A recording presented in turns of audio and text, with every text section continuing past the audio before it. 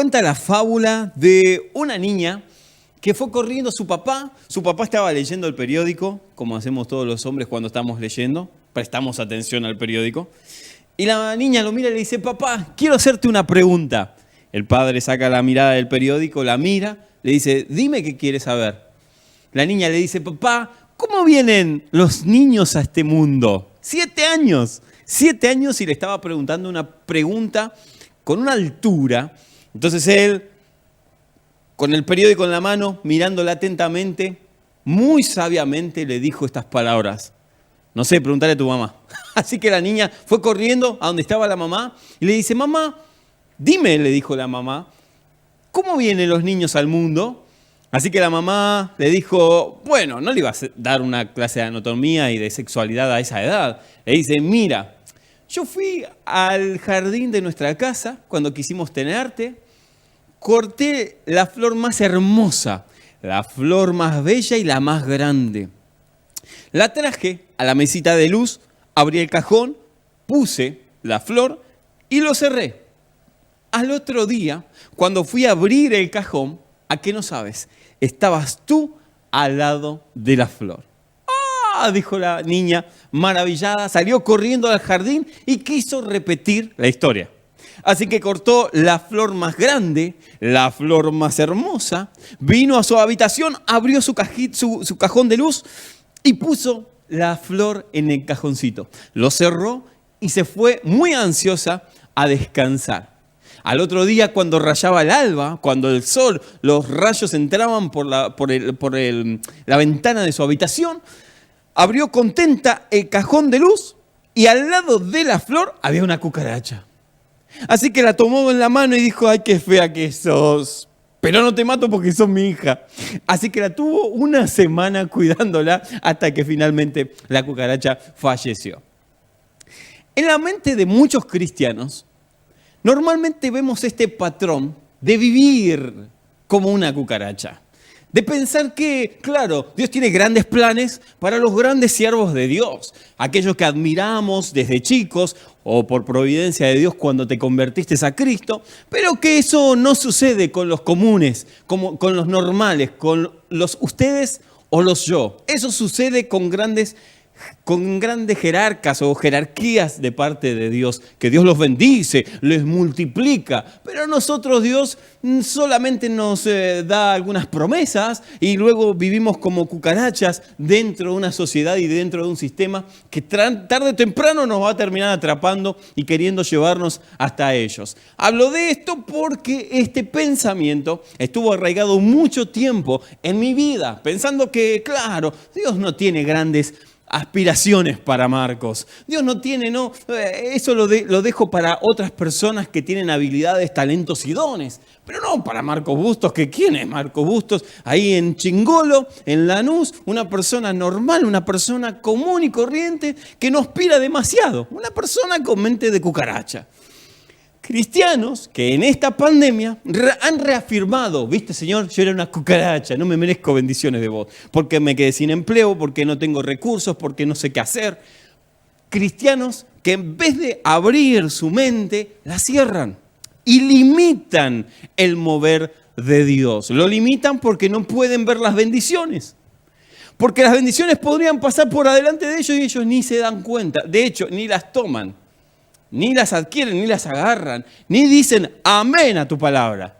De hecho sea de paso, amén, ustedes me escuchan decir que así sea. Bueno, cuando yo digo que así sea, estoy diciendo amén. El amén es muy trillado, ya todo el mundo lo dice, a veces no le pone el énfasis en que así sea. Entonces a mí me gusta decir siempre cuando declaro una palabra que así sea. Y entonces estoy diciendo en otras palabras amén. Cuando veo a cristianos limitarse tanto en cuanto a las bendiciones, a las riquezas de Cristo, puedo vislumbrar mi propio pensamiento cuando era joven. ¿Vieron en esa edad, 16 años, de 14 a 16, que uno dice: ¿y qué voy a hacer cuando me case? ¿De qué voy a mantener a mi familia? No, porque uno dice: no soy abogado, no quiero la facultad, yo encima era burro.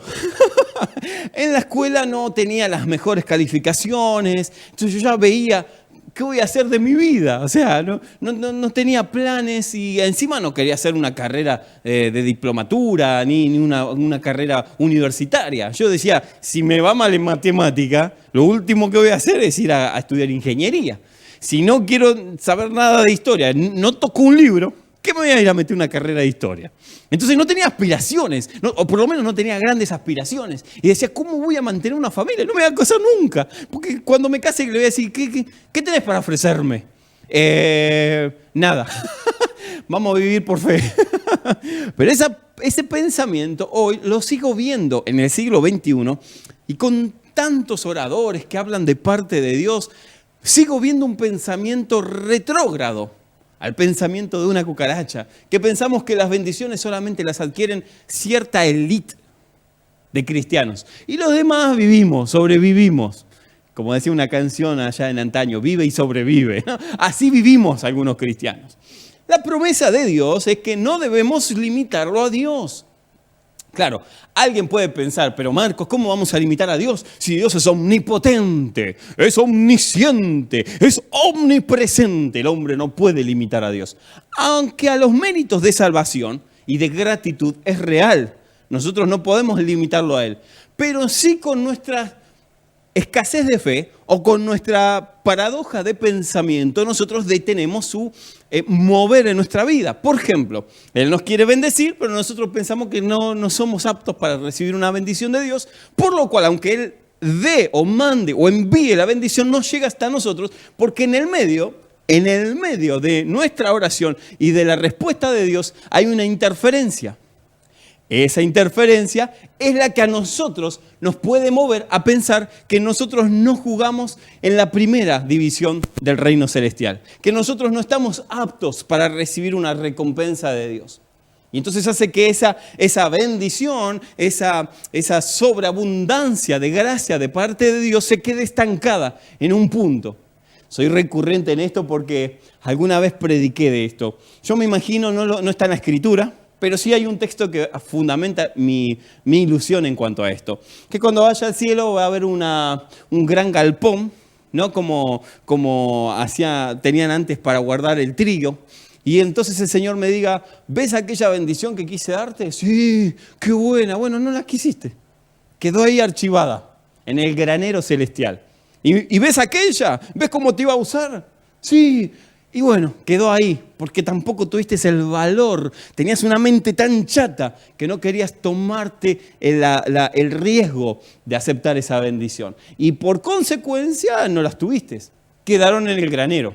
Yo pienso que cuando vayamos al cielo vamos a ver un montón de dones que nosotros dejamos archivados, escondidos, porque no le quisimos creer.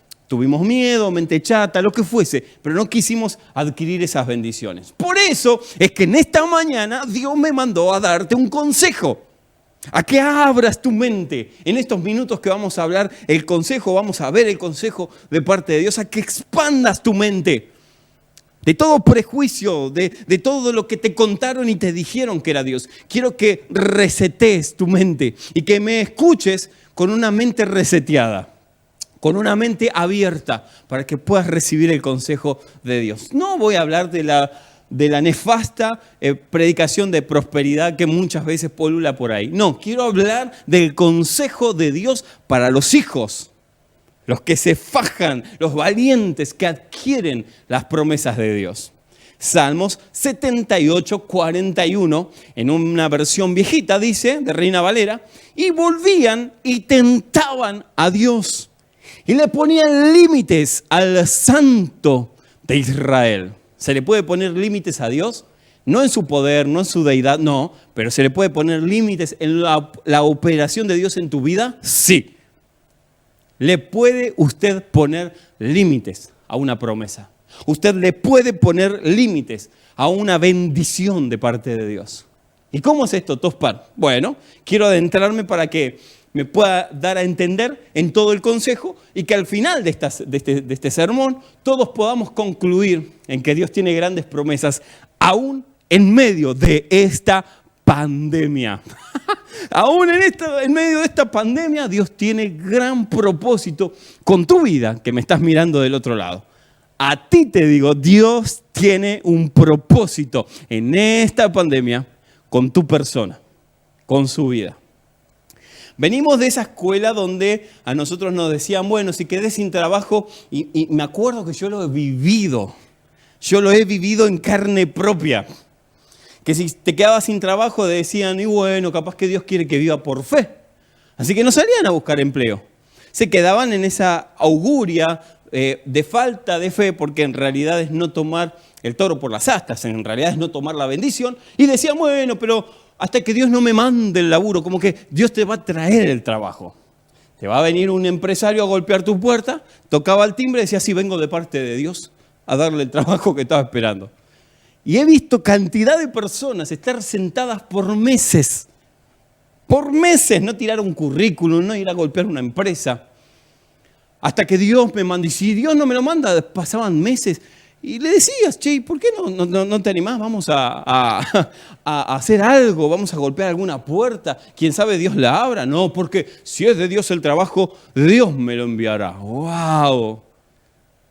Yo recuerdo que cuando tenía 13 años, con un amigo mío llamado Damián, teníamos ganas, veníamos los dos de recursos escasos de nuestras familias, así que me acuerdo que en un amanecer de verano que nos sentábamos a tomar mate y a filosofar, ¿no? A los 13, 14 años, a filosofar de la vida, dijimos, ¿qué podemos hacer? Y me acuerdo, como es patente lo que le voy a decir.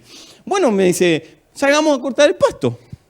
Le dije, dale, los dos teníamos bici, unas bici que eran una vergüenza, se le salían las cadenas, estaban las gomas todas chuecas, pero nosotros queríamos salir a cortar el pasto, así que dijimos, bueno, vamos a salir a cortar el pasto. ¿Qué necesitamos? Una máquina, una bordeadora, se le dice en Argentina, una máquina de cortar césped.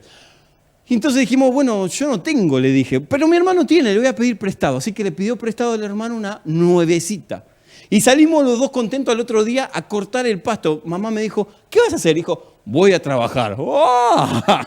Ya era responsable con mis 14 años. Así que salimos a cortar el pasto y escuchen, esto es literal lo que les voy a decir. Dos mocosos, que no sabíamos nada de empleo, ni de trabajo, ni de nada. Salimos con una bordeadora en nuestra bici, sin pala, sin escobillón, sin alargue, porque acá son eléctricas, o por lo menos las bordeadoras, son eléctricas. Así que salimos contentos y la primera persona que nos dijo, bueno, ¿cuánto cobran? Nosotros siempre abajo para agarrar al cliente. Ah, bueno, córtenme en el césped. Señor, perdón. Lo único, ¿me presta un alargue? Nos miraba, ¿cómo un alargue? ¿No trajeron sus herramientas? Es que no tenemos todavía. Llegó un momento después de 6 meses que teníamos 2 bordeadoras, alargue para tirar para el techo, escoba, palas, teníamos todos los accesorios porque nos habíamos puesto en marcha. Teníamos 2 opciones, o seguir filosofando al amanecer de las albas o del alba, los días contiguos a ese, o poníamos nuestra fe, lo que sabíamos que Dios nos había dado, en marcha, aunque sea cortando el césped. Y Dios nos bendijo muchísimo, pero me acuerdo aquellos veranos que pasábamos juntos haciendo algo y no esperando que Dios mande el trabajo divino. No sucede. Dios ve nuestra actitud y por consecuencia a tu actitud en tu corazón, entonces Él responde. Si no, es como ponerle un límite. Ay, quiero tocar la música. Bueno, le decíamos, anda a estudiar. No, hermano, yo voy a dormir y Dios me va a dar el don y cuando me levante voy a ser un músico profesional. ¿Se acuerdan? De ahí venimos. Seguro muchos de los que me están viendo han pasado estas situaciones donde todo era místico, todo era un toque divino, místico, y te levantabas y ya podías hacer lo que quieras. Y eso nos acompañó, y yo soy a veces recurrente en esto porque sé que del otro lado puede ser que haya personas que me estén escuchando con ese pensamiento de que cuando yo tenía 16 años me decían, no, tenés que esperar a la mujer a la voluntad de Dios. De un buen corazón me lo decían, ¿no? Obviamente que uno busca el bien, pero totalmente fuera de la escritura. Entonces uno tenía temor, pavor de poner sus ojos en alguien que no era. Y si te gustaba una chica, enseguida estabas atormentado porque decías, ¿y si no es la voluntad de Dios? ¿Y si me caso con alguien que Dios no quiere, que no era su voluntad? ¿Y he hecho a perder todo el plan divino? ¡Ah!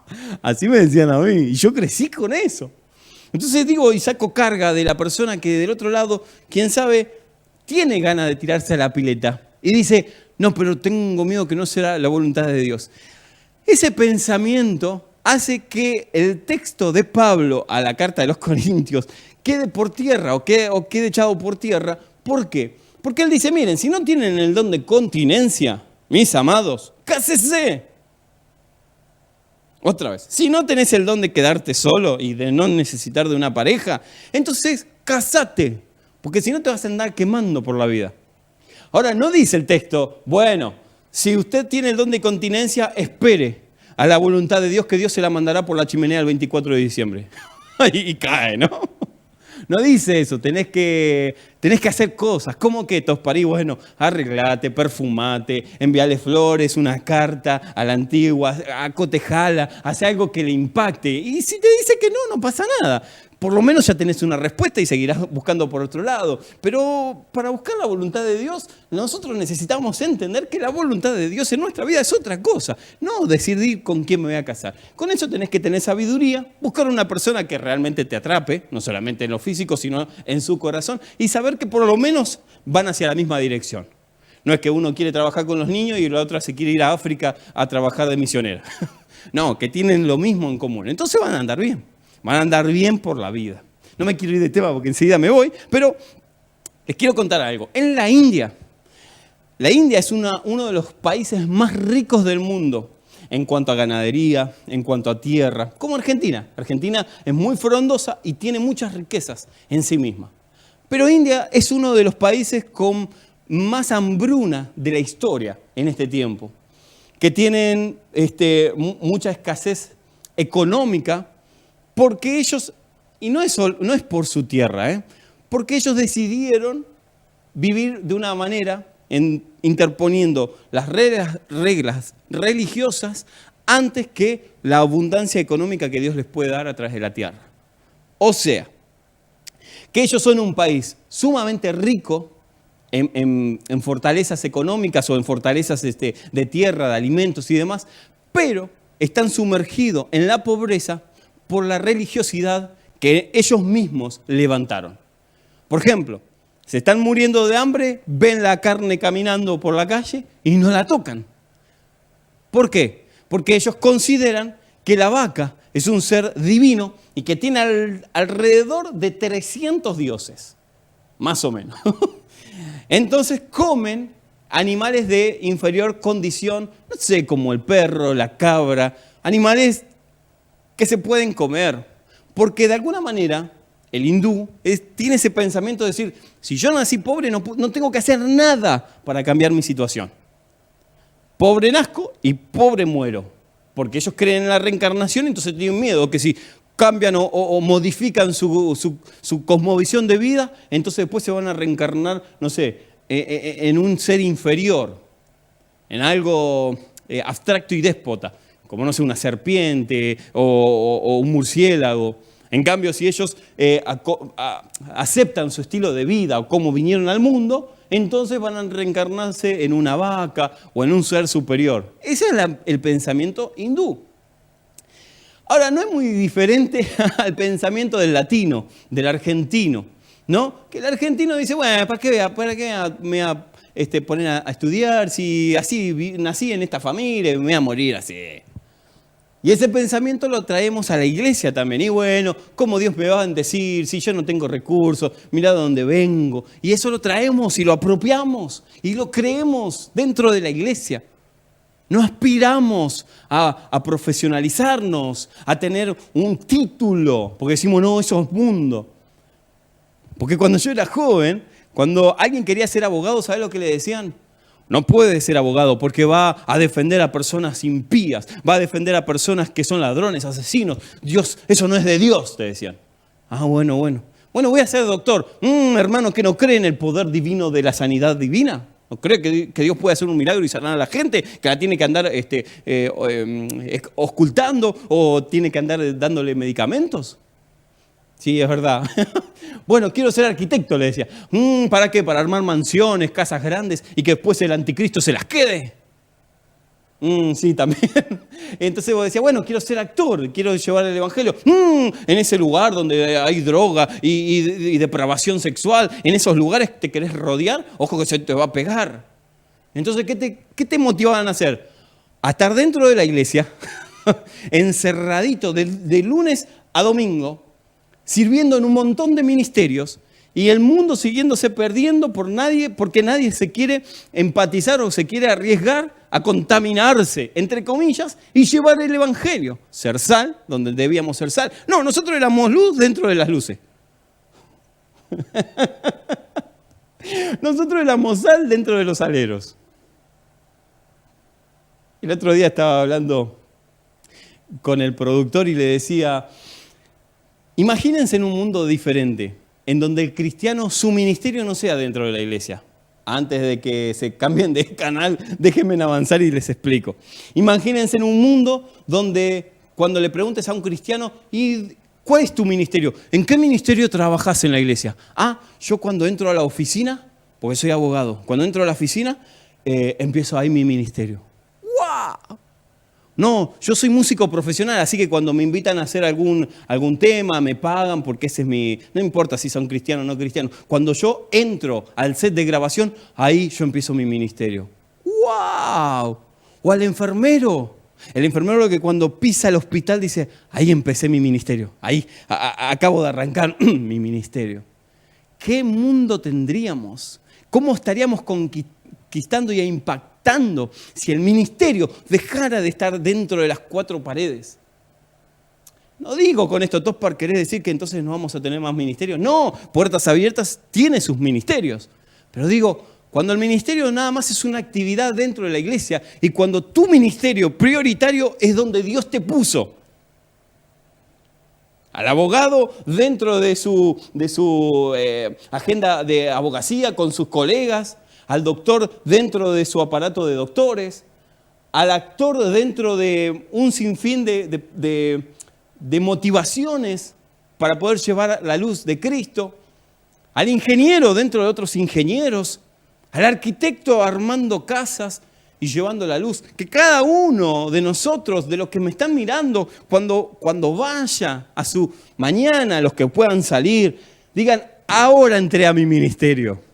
No es intercesión de la iglesia, no quiero herir a nadie, pero no es los jóvenes, los preadolescentes, la niñez, el ministerio que Dios te llamó. No, esas son actividades que tenemos dentro de la iglesia porque la iglesia necesita seguir en marcha. Pero tu ministerio, tu llamado, a lo que Dios te llamó, sea un doctor, un arquitecto, un enfermero, el gomero de la esquina de casa, el arquitecto, no sé, o la enfermera, a donde Dios te haya llamado, ese es tu ministerio. Ahí corre la cuenta de tu verdadero ministerio. Cuando pensamos de esta manera, mis amados, obviamente que la religiosidad comienza a caer. Al diablo, el enemigo de nuestras almas, le molesta porque sabe que donde debemos impactar es afuera y no adentro. No se puede pescar en peceras. Nosotros debemos ir a pescar donde realmente está la necesidad, en el mundo, en el mar del mundo, donde nos necesitan escuchar otra versión de los hechos, necesitan un abrazo. Nosotros los cristianos nos destacamos por el amor, porque entendimos de que la moneda que necesita el mundo es el amor. Sin embargo, ahora en pandemia hay muy pocos que transmiten un mensaje de amor. Es mejor el anticristo y el buscar la escatología. Yo soy reiterativo porque digo, a veces no estamos entendiendo. Tenemos un celular y enseguida lo prendemos y transmitimos que el cuarto jinete del Apocalipsis y estamos en las puertas del Armagedón, de Gog y Magog, y explicando a la gente que no entiende un pomo lo que estamos diciendo. A gatas lo entiende un cristiano. Y encima si te tocó estar escuchando un escatólogo, que ni siquiera es escatólogo, que leyó el Apocalipsis y Daniel y resumió, sacó sus propias conjeturas, peor todavía. No, en ese momento que se abre un teléfono, una cámara, lo que fuese, se pone aire, sea por Facebook, Instagram, por donde quieras, es el momento de transmitir el Evangelio de Jesucristo. Él nos amó y por eso se entregó. Por eso el abogado tiene que llevar ese amor dentro de su plato de abogados, el doctor, el arquitecto. Soy reiterativo, pero porque quiero que entiendas por qué a veces limitamos el mover de Dios. Porque no nos queremos contaminar con un mundo que nos necesita. Porque nuestro llamado, nuestro ministerio no es dentro de una iglesia, no es dentro de una iglesia. Nuestro verdadero llamado, nuestro verdadero ministerio está fuera de la iglesia. Luego haremos actividades, obviamente, porque se necesita, porque el cuerpo necesita seguir creciendo. Pero nuestro llamado está fuera de las cuatro paredes. Proverbios 23:7 dice, porque cuál es en su pensamiento, en su corazón, tal es él. O sea, lo que vos pensás de vos mismo, en tu corazón, eso mismo sos. Si crees que no puedes ser bendecido por Dios, y mis amados, no van a recibir bendición. Pero si te autoconvences, y esto no es este pensamiento como es el pensamiento retrógrado del positivismo. No. Si te apropias, de las promesas de Dios, entonces ellas te alcanzan. Ellas son las que te alcanzan. Porque lo que vos pensás, eso sos.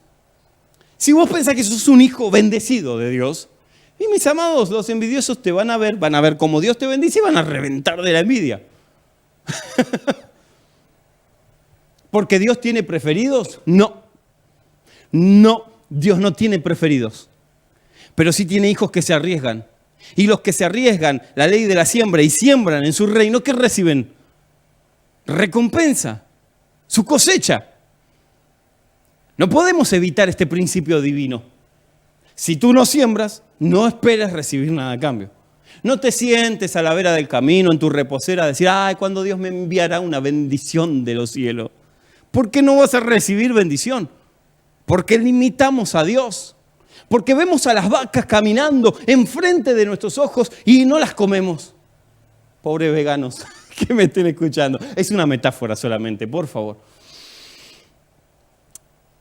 De alguna manera adquirimos pensamientos en donde si sufrimos, gloria a Dios. Si no somos prosperados, gloria a Dios. Porque el hombre que entraba por la iglesia cuando yo era joven y tenía un buen trabajo, debía dejarlo, porque ese trabajo lo alejaba de Dios, porque las riquezas lo alejaban de Dios. Y no entendemos el contexto con el cual Pedro ha anunciado de que el rico es muy difícil que entre al reino de los cielos, porque su prosperidad o su riqueza se desvanece. Le está hablando a los expatriados, a los que manipulaban al pueblo de Dios, a los cristianos que estaban huyendo.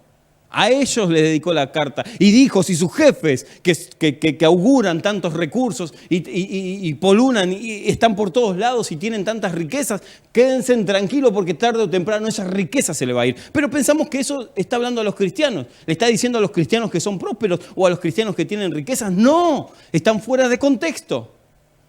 Está fuera de contexto. ¿Y qué hay del joven rico? Me encanta el joven rico. El joven rico amaba sus posesiones antes que a Dios. Y cuando pones algo en interferencia con Dios, si Dios no es lo primero en tu vida, entonces tienes un gran problema. Hace un tiempo prediqué acerca del Ikigai, del sentido de vida. No me quiero ir de tema porque enseguida me voy, pero el Ikigai nos habla de tener un sentido de vida. Y decía, yo amo a mi esposa con locura y sé que ella me ama, o al menos eso me dice todos los días. Pero si yo algún día le faltara a ella, yo no soy su propósito. Sí, ya sé lo que están pensando del otro lado, que ella sí dice que soy su propósito. No, mentira. Yo no soy su propósito. Cuando empezamos a formar nuestra vida en dirección a Dios, Él comenzó a hacer lo primero entre nosotros dos. Antes de lo que yo quiera o antes de lo que ella quiera. Lo voy a decir a esta cámara, a estos mis amados que me miran desde este lado, porque voy a decir algo muy profundo. La cuarentena potenció los matrimonios, para bien a algunos, para mal a otros. Y hablamos con los matrimonios y les enseñamos estos principios tan prácticos. Dios es lo primero. No puede ser lo primero ni padre, ni madre, ni esposa, ni esposo. Dios debe ser lo primero, ni hijos. Y te lo voy a decir de esta manera como venía diciéndolo a la otra cámara. Si en algún momento yo le falto a mi esposa, yo le dije, mi amor, vos tenés que casarte de nuevo, tenés que seguir tras tu propósito. Yo no soy tu propósito, ni ella es mi propósito. Nuestro propósito es Cristo, nuestro sentido de vida es Cristo. Así que si algún día te falto, vos tenés que seguir tu vida. Llorame lo único, ¿no? Un rato por lo menos, unos días. Pero no soy tu propósito. Ahora, hay matrimonios que cuando pierden al esposo, o la esposa pierde al esposo, o el esposo pierde a la esposa, de repente su mundo se termina, se quieren matar, asesinar, se quieren quitar la vida, porque depositaron su propósito en una persona. Y cuando te falta ese propósito, ya la vida no tiene más sentido. Ahora, si Cristo es tu propósito, aunque te falte padre, madre, esposa, hijos, vos seguís a Dios, porque Él es tu propósito. Me encanta. Yo sé que esto está trayendo sanidad. Nunca interpongas nada ni nadie en primer lugar. Ese primer lugar le corresponde a Él, porque es déspota, porque Él es autoritario. No, porque aunque se nos vayan amados, nos antecedieran personas y se fueran a la eternidad, nosotros seguiríamos, obviamente con nuestro luto como corresponde, pero seguiríamos hacia adelante, porque la vida es mayor de lo que nosotros vemos y entendemos. Percibo la presencia del Espíritu Santo en lo que acabo de decir. Sé que alguien lo está necesitando o estaba necesitando ese consejo de parte de Dios. Si vivimos llenos de Dios, entonces vamos a tomar los riesgos que Él quiere que tomemos. Si vivimos llenos de su presencia, entonces cuando Él nos llame a hacer algo, vamos a poder hacerlo porque entendemos que esa vaca, esa bendición que Dios nos quiere dar, va a venir si activamos nosotros nuestros dones y nuestros talentos. Cuando Él te llame, para darte cuenta si es el llamado de Dios o no, es muy fácil. Si lo que Él te está pidiendo hacer supera tus capacidades, tu economía, tus capacidades intelectuales, si te supera, entonces es un llamado de Dios. Pero si crees que Él te está llamando a hacer algo que lo podrías hacer sin Él, o sea, con tus recursos y demás, posiblemente sea un llamado personal y no sea de Dios. Porque cuando Él llama en la ecuación, cuando Dios está en la ecuación, cuando Él te llama a hacer algo loco, normalmente a todos los que ha llamado en el Antiguo y el Nuevo Testamento son cosas superiores a lo que ellos podían haber hecho naturalmente. Y entonces no hay duda, es Dios llamándolos. Entonces, si querés ver si el llamado realmente proviene de Dios, recordá. Tenés que evaluarlo. Si supera tus límites, entonces es de Dios. Arriesgate, hacelo. Porque Dios no va a hacer lo que a nosotros nos corresponde hacer. El Espíritu Santo no va a hacer lo que a mí me corresponde hacer. De hecho, dice Proverbios, capítulo 6, verso 6, ve a la hormiga, oh perezoso, mira su camino y sé sabio como ella.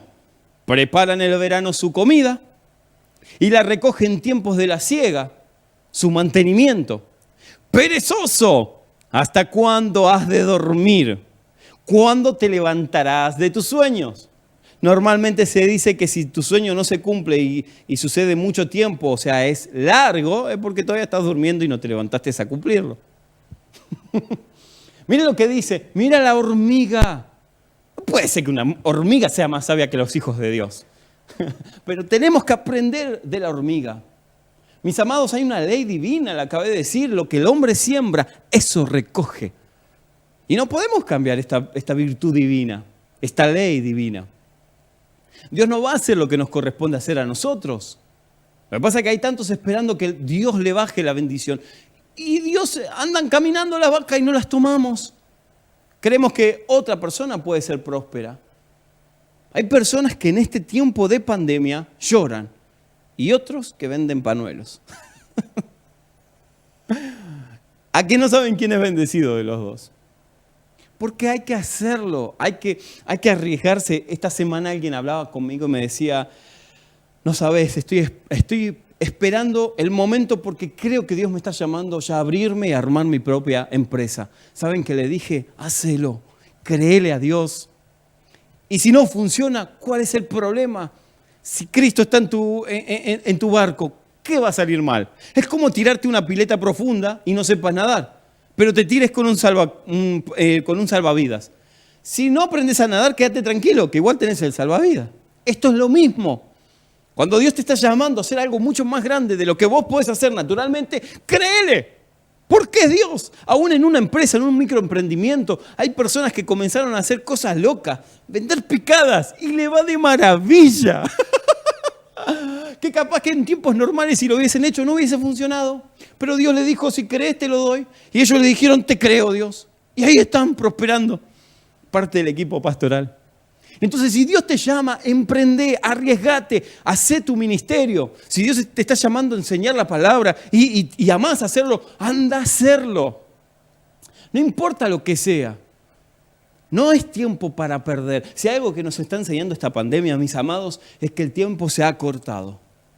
Y que necesitamos tomar el toro por las astas.